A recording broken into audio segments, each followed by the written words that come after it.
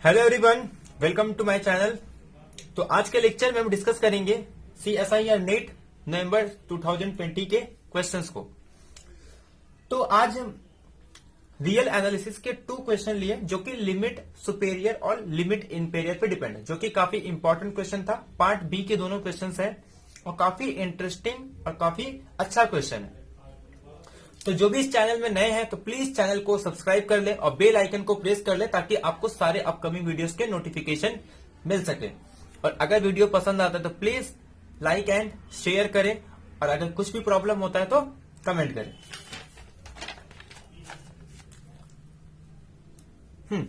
तो first question ये है कि let EN be a sequence of subset of R, then define. अब यहां पे देखो हमारे पास लिमिट सुपेरियर डिफाइन किया है, लिमिट इंफीरियर डिफाइन किया। किस तरीके से डिफाइन किया है? यूनियन इंटरसेक्शन और इंटरसेक्शन यूनियन। अब ये क्वेश्चन है कहां से? क्योंकि लिमिट सुपेरियर का डेफिनेशन हमने कुछ और देखा था, लिमिट इंफीरियर का डेफिनेशन कुछ और देखा था। बट प्रॉब्लम ये है कि यहां पे ये EN एक सीक्वेंस है R के सबसेट का, न कि सीक्वेंस ऑफ रियल नंबर्स। ये क्या है? रियल नंबर के सबसेट का सीक्वेंस है।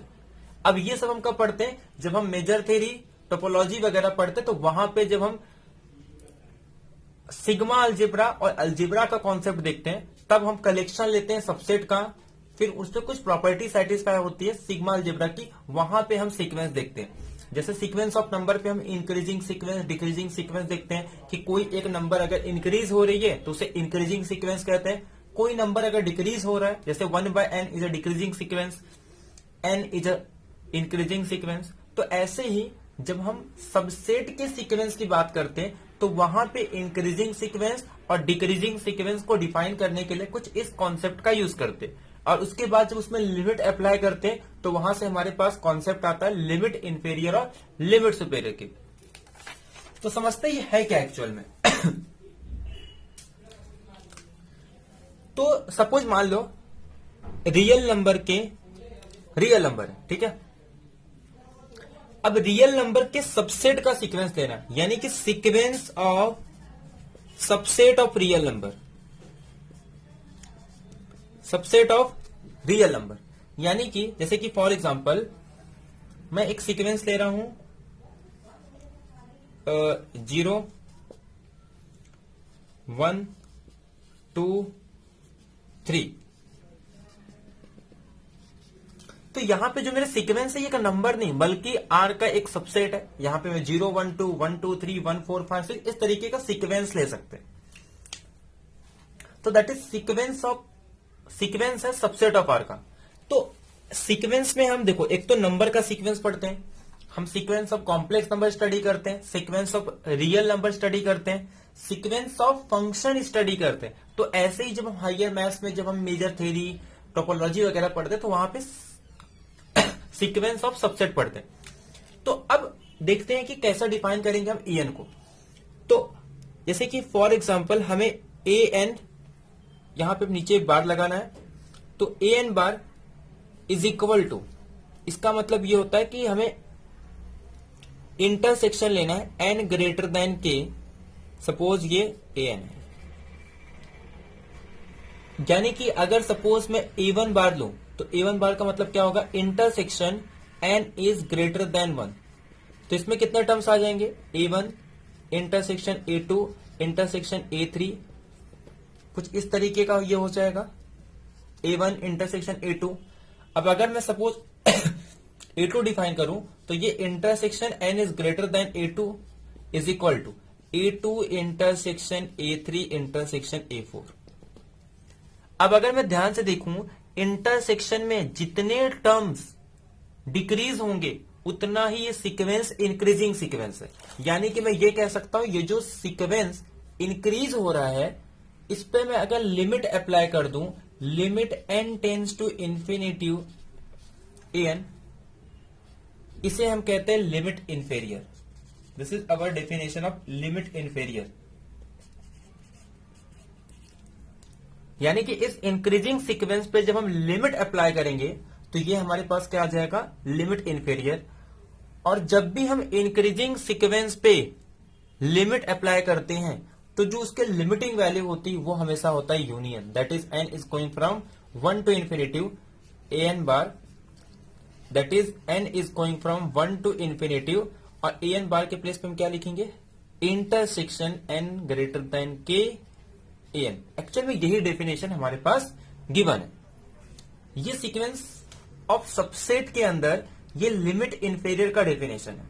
सिमिलरली अगर हम यहां पे ए एन, ये तो हो गया कॉन्सेप्ट, यानी कि जब हम सीक्वेंस ऑफ इंक्रीजिंग फंक्शन लेते हैं तो उसके लिमिटिंग वैल्यू हमेशा यूनियन होती है, जबकि अगर हम सीक्वेंस ऑफ डिक्रीजिंग सीक्वेंस लेंगे, अगर कोई एक सीक्वेंस ले रहे हैं सॉरी सीक्वेंस ले रहे हैं जो कि सेट के सबसेट का है और वो कैसा सीक्वेंस है, डिक्रीजिंग, तो जो उसका लिमिटिंग वैल्यू हमेशा इंटरसेक्शन आता है।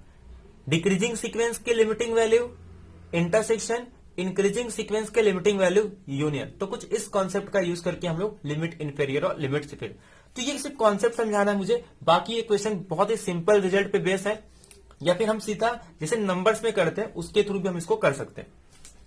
बट एक्चुअल में इसका मीनिंग क्या है, क्योंकि अब तो नेट का पेपर तो हो चुका है, यहां पे इंपॉर्टेंट ये है कॉन्सेप्ट को समझना, क्योंकि हमें पेपर नहीं देना, अब पेपर तो ऑलरेडी हो चुका है, बाकी नेक्स्ट पेपर के लिए बहुत टाइम है।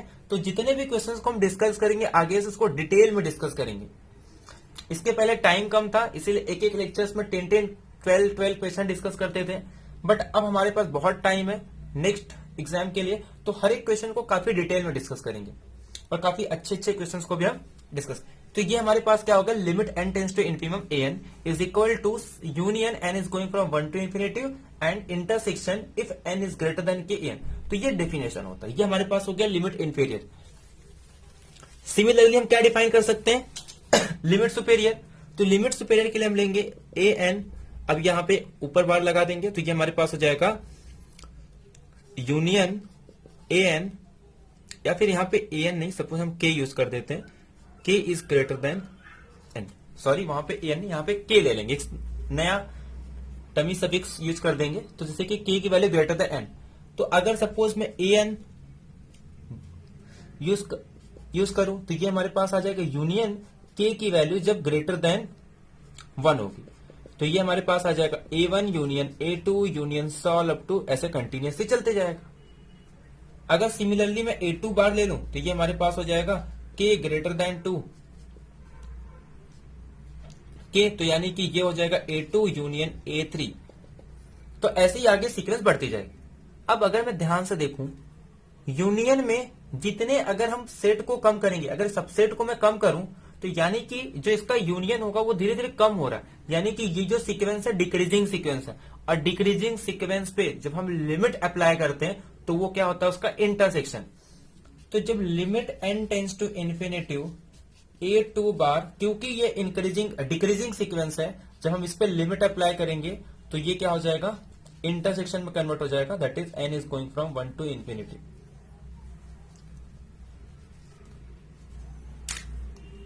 ए एन एन तो समेशन, अरे intersection n is going from 1 to infinity, और ए एन के प्लेस पे क्या लिखेंगे, union k is greater than n A K. तो ये हमारे पास डेफिनेशन हो गया लिमिट सुपेरियर का। तो इसको हम क्या लिख सकते हैं, limit superior, limit n tends to infinitive superior of A N. तो बस यहां पे ए एन के प्लेस पे वहां पे ई एन यूज किया है, तो ये हमारे पास डेफिनेशन हो गया लिमिट सुपेरियर लिमिट इंफेरियर, यानी कि लिमिट सुपेरियर पे क्या करते हैं हम, डिक्रीजिंग सीक्वेंस पे लिमिटिंग वैल्यू लगाते हैं, जबकि लिमिट इंफेरियर पे इंक्रीजिंग सीक्वेंस पे लिमिटिंग वैल्यू निकालते हैं। तो ये हमारे पास लिमिट सुपेरियर और लिमिट इंफेरियर की डेफिनेशन हो गई in terms of sequence of subset of real number. Real number के सबसेट का जब हम सीक्वेंस लेते हैं तो लिमिट सुपेरियर का डेफिनेशन ये है, और इसके पहले लिमिट इंफेरियर का डेफिनेशन देखे थे। तो ये तो हो गया इसका मीनिंग। बाकी हम एग्जांपल से भी चेक कर सकते हैं, जैसे कि फॉर एग्जांपल 0(1/n), अगर मैं इसका यूनियन लूं तो पूरा का पूरा इसका क्लोज इंटरवल आ जाएगा, लेकिन अगर मैं इसका इंटरसेक्शन लूं तो ये क्लोज है तो इसका सिंपल 0 आ जाएगा। तो यानी कि अगर मुझे इसके हर एक सेट का यूनियन लेना है तो उस पर जो लिमिटिंग वैल्यू होगी वो पूरा यूनियन आ जाएगा। ऐसे अगर मैं इंटरसेक्शन लूं तो जो उसकी लिमिटिंग वैल्यू, अरे अगर सपोज फॉर एग्जांपल मैं डिक्रीजिंग सीक्वेंस दे रहा हूं तो जो उसका लिमिटिंग वैल्यू क्या होगी वो इंटरसेक्शन, यानी कि डिक्रीजिंग सीक्वेंस का लिमिट वैल्यू, फिर से बोल रहा हूं, डिक्रीजिंग सीक्वेंस का limiting value sequence of subset के अंदर, डिक्रीजिंग सीक्वेंस की लिमिटिंग वैल्यू क्या होती है हमेशा इंटरसेक्शन, और इंक्रीजिंग सीक्वेंस की लिमिटिंग वैल्यू क्या होगी यूनियन। अब देखो क्वेश्चन में क्या बोला, अब एक रिजल्ट भी है कि limit superior E N is equal to limit inferior, कि लिमिट सुपेरियर लिमिट इंफेरियर, अब बाकी सारे कॉन्सेप्ट ना इसके जैसे रियल नंबर के अंदर होता है सेम वैसे ही है कि limit superior limit inferior equal तब होगा जब उसकी लिमिट एग्जिस्ट होगी, बट यहां पे ऐसा कुछ नहीं कहा है। इसने सिर्फ इतना कहा है कि ई एन आर के सबसेट का सीक्वेंस है और सारे सीक्वेंस कन्वर्जेंट हो जरूरी नहीं है, हर एक सीक्वेंस के लिमिटिंग वैल्यू एग्जिस्ट हो ये जरूरी नहीं है, और वो यूनिक हो ये भी जरूरी नहीं है। Therefore limit superior limit inferior, अगर जब तक कोई ऐसा कंडीशन नहीं है उसके लिमिटिंग वैल्यू के बारे में कुछ नहीं कह सकते, तो देयरफॉर लिमिट सुपेरियर और लिमिट इंफेरियर की इक्वालिटी के बारे में भी कुछ नहीं कह सकते, तो देयरफॉर ये कह सकते हैं कि ये ऑप्शन रॉन्ग है, क्योंकि हमारे पास कुछ भी ऐसा कंडीशन नहीं दिया। अब देखो second B C D simple real number के जैसा है, हम सीक्वेंस को कन्वर्जेंट कब कहते हैं, a sequence is said to be convergent if there exist a limit point L such that कि उस लिमिट के अराउंड अगर मैं एक नेबरहुड ड्रॉ करूं, उस लिमिट के अराउंड अगर एक नेबरहुड ड्रॉ करूं तो कुछ फाइनाइट टर्म्स को छोड़कर सारे पॉइंट उस डोमेन उस मतलब इंटरवल के अंदर आते हैं, तो उसको हम लोग क्या बोलते हैं, ऑल बट फाइनाइटली मेनी, यानी कि कुछ फाइनाइटली मेनी टर्म्स को छोड़कर सीक्वेंस के जितने भी पॉइंट है वो लिमिट के नेबरहुड में आ जाते हैं। कुछ इसी तरीके का कॉन्सेप्ट यहां पे भी है कि लिमिट इंफेरियर अगर सपोज एग्जिस्ट होगा तो उसकी जो लिमिट इंफेरियर है वो सेट को ही बिलोंग करेगी, मतलब वो ईएन को बिलोंग करेगा कुछ पॉइंट को छोड़कर, मतलब कुछ एन को छोड़कर वो एक्स हर बार किसको बिलोंग करेगा ईएन, मतलब कुछ फाइनाइट को छोड़ के बाकी जो इनफाइनाइट टर्म्स है, तो इसे लिखा देखो ऑल बस, तो ये सिर्फ सी ऑप्शन में कह रहा है कि for all but finitely many N, यानी कि कुछ एन को छोड़कर जो लिमिटिंग वैल्यू होगी वो हमेशा ईएन को ही बिलोंग करेगा, यानी कि हो सकता है कि फर्स्ट स्टार्टिंग के 2-3 टर्म्स, स्टार्टिंग के 4-5 टर्म्स या फिर स्टार्टिंग के फाइनाइट टर्म्स को ना बिलोंग करे, लेकिन उसके आगे के जितने भी टर्म्स होंगे, मतलब E10 के आगे जितने होंगे एक्स बिलोंग करेगा। हो सकता है स्टार्टिंग के 100 को ना बिलोंग करे, E101 E102 उसके बाद सीक्वेंस को बिलोंग करे, तो देखो सी ऑप्शन करेक्ट होगा। सुप्रीमम में कह रहा है कि एक्स बिलोंग करेगा EN फॉर सम एन, हालांकि सुप्रीमम में थोड़ा डिफरेंस है, सुप्रीमम में ये कहता है कि इनफाइनाइटली मेनी टर्म्स को बिलोंग करेगा, जबकि इनफीमम में ये कहता है कि ऑल बट फाइनाइटली मेनी। तो सुप्रीमम में तो इसने ये भी नहीं कहा है कि देखो जैसे यहां पे इनफीमम में कहा है infinitely many, but infinitely many नहीं, कुछ फाइनाइट को छोड़ के सारे, ऑल बट फाइनाइटली मेनी। और बी में कह दिया कि फॉर सम एन, तो ये भी ऑप्शन रॉन्ग, क्योंकि सुप्रीमम में क्या होता है कि उसके इनफाइनाइट टर्म्स को बिलोंग, तो जो लिमिटिंग है ना वो किसको बिलोंग करना चाहिए, इनफाइनाइट टर्म्स को बिलोंग करना चाहिए, मतलब इनफाइनाइट सबसेट को बिलोंग करेगा तब लिमिट सुपेरियर होता है। लेकिन लिमिट इंफेरियर के लिए कंडीशन ये है कि जो उसकी लिमिटिंग वैल्यू है वो सारे ईएन को बिलोंग करेंगे, कुछ टर्म्स मतलब कुछ E1 E2 E3 so on up to EN finite EN को छोड़ के उसके आगे हर एक EN को बिलोंग करेगा, तो देयरफॉर सी ऑप्शन। तो ये काफी अच्छा क्वेश्चन है, एक्चुअल में ये मेजर थ्योरी से कॉन्सेप्ट लिया हुआ, सिग्मा अलजेब्रा का ये कॉन्सेप्ट है और बहुत ही अच्छा क्वेश्चन था ये। अब क्वेश्चन नंबर सेकंड, अब ये भी कुछ उसी तरीके का क्वेश्चन है, बट यहां पे लिमिट सुपेरियर लिमिट इंफेरियर ये सीक्वेंस ऑफ फंक्शन में, या फिर ये कह सकते हैं कि सीक्वेंस ऑफ, देखो ये n से लेके n तक बाउंडेड फंक्शन है, एक्चुअल में ये कह रहा है कि सीक्वेंस ऑफ नेचुरल नंबर, जैसे हम सीक्वेंस ऑफ रियल नंबर लेते हैं यहां पे सीक्वेंस ऑफ नेचुरल नंबर, बाकी कुछ नहीं। F n to n be a bounded function, यानी कि सीक्वेंस ऑफ नेचुरल नंबर ये बाउंडेड सीक्वेंस है, ऐसा कह रहा है। Then which of the following is true, कि कौन सा फॉलोइंग ट्रू है, क्या इसकी fn का जो सीक्वेंस है वो नेचुरल नंबर को बिलोंग करेगा, अच्छा नॉट ट्रू पूछा है, या इसके इन्फीमम बिलोंग करेगी नेचुरल नंबर को, या फिर F of N plus N natural number को बिलोंग करेगा या नहीं बिलोंग करेगा। अब ये देखो first second question common sense वाला क्वेश्चन है। मैं कह रहा हूं मेरा पहला टर्म भी नेचुरल नंबर, सेकेंड टर्म भी नेचुरल नंबर, फंक्शन बाउंडेड है, तो जो इसकी लिमिट सुपेरियर होगी वो भी सेट के अंदर होगा, लिमिट इन्फेरियर भी सेट के अंदर होगा, क्योंकि बाउंडेड फंक्शन है, नेचुरल नंबर है, मतलब सेट के अंदर ही सारे एलिमेंट होंगे। तो जो भी लिमिट सुपेरियर लिमिट इन्फेरियर होगी वो बिलोंग करेगा। और नेचुरल नंबर कैसा क्लोज सेट है, क्लोज सेट है। और दूसरी बात बाउंडेड भी दे दिया, क्लोज प्लस बाउंडेड, तो यानी कॉम्पैक्ट हो गया। तो मतलब जो भी सीक्वेंस, जो भी इसकी सुप्रीमम होगी इन्फीमम होगी वो सारे एग्जिस्ट करेंगे, क्योंकि सीक्वेंस बाउंडेड है। मतलब सीक्वेंस ही बोल सकते हैं, फंक्शन दिया बट है तो वो sequence from N to N. और नेचुरल नंबर कैसा बाउंडेड फंक्शन है प्लस क्लोज भी है, तो यानी कि जो भी इसके सुप्रीमम इन्फीमम सब सेट के अंदर रहेंगे। बाकी सी और डी में थोड़ा इसमें काउंटर एग्जांपल से इसको एलिमिनेट कर सकते हैं।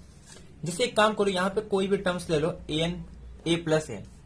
अब एफ ऑफ एन कोई नेचुरल नंबर ही होगा, यहां पे मैं 1 भी ले सकता हूं, 2 भी ले सकता हूं, 3 भी ले सकता हूं, 4 भी ले सकता हूं, या फिर 1 + 2, मतलब कुछ बाउंडेड, मतलब इसको सेटिस्फाई करना चाहिए बाउंडेड फंक्शन। तो कांस्टेंट फंक्शन तो हमेशा बाउंडेड हो सकता है, एग्जांपल के तौर पे ले सकते हैं, बाकी और भी हम ऑप्शन ले सकते हैं।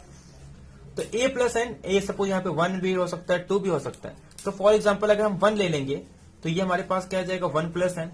तो अगर मैं इसका लिमिट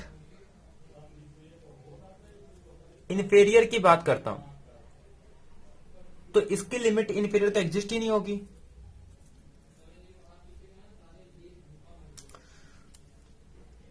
एक्चुअली यहां पे शायद क्वेश्चन में कुछ गड़बड़ है, ये सुप्रीमम होगा, ठीक है। तो सी में क्या कह रहा है कि limit N tends to infinitive, इसके इन्फेरियर मतलब जो लिमिट इन्फीमम है वो बिलोंग करेगी नेचुरल नंबर को। बट अगर फॉर एग्जांपल 1 + एन पे मैं अगर बात करूं तो इसके इन्फीमम भी एग्जिस्ट नहीं हो रही है, इसका सुप्रीमम भी एग्जिस्ट नहीं होगा, तो therefore supremum doesn't belongs to N, यानी ये भी ट्रू है। तो सी ऑप्शन फॉल्स है। और हमें क्या निकालना है कि कौन सा ऑप्शन ट्रू नहीं होगा। यानी ये भी सिंपल क्वेश्चन था, ए बी तो डायरेक्ट कॉमन सेंस वाले क्वेश्चन है, और सी और डी में हमें क्या करना था, काउंटर एग्जांपल से एलिमिनेट करना था। बाकी और एक इसमें इंपॉर्टेंट बात कि ये नॉट ट्रू हमें चेक करना था कि इसमें पूछा है नॉट ट्रू, क्योंकि होता यह है कि हम लोग अगर नॉट ना देखें तो हो सकता है कि कोई भी एक ऑप्शन हाँ ये नहीं है तो ये ट्रू हो रहा है तो हम लोग टिक कर दें। बाकी ये भी क्वेश्चन सिंपल था। तो पार्ट बी के ये कह सकते हैं थोड़े क्वेश्चन लॉजिकल और थोड़ा मतलब थ्योरी पार्ट का था, बट थे क्वेश्चन इंटरेस्टिंग और अच्छे। तो बाकी के क्वेश्चन नेक्स्ट लेक्चर में डिस्कस करेंगे। तो आज का लेक्चर यही एंड करते हैं। Thank you very much.